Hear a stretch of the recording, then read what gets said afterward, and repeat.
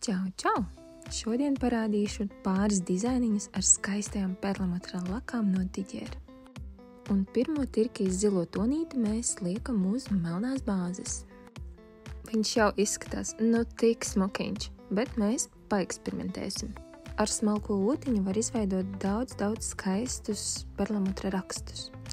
Bet, ja godīgi, šādu dizainu labāk taisīt ar apelsīnu kociņu. Efekta galvenais plus, kā vien jūs nekustinātu otiņu vai kociņu, būs skaisti.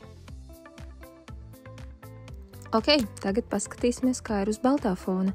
Perlamutrs arī ir labi redzams, bet līnijas šoreiz saskatāmas švakāk. Tomēr, priekš kāda gaiša dizainiņa varbūt arī derēs. Nākamais eksotiskais kolibrī.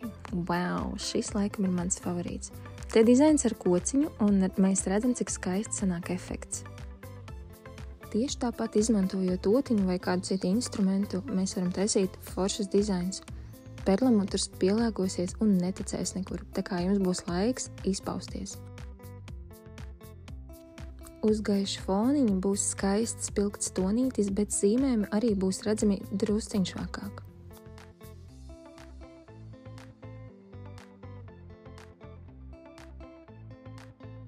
Šis laikam arī iekrita man sirsniņā momentāli, kad ieraudzīju.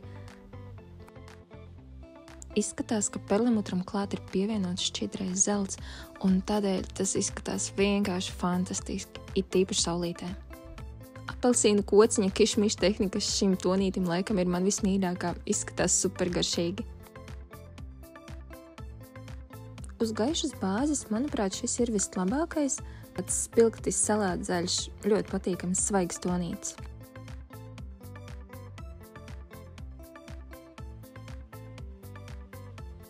Man jau visos dizainos patīk izmantot gēlu, tad arī šeit ieliksim.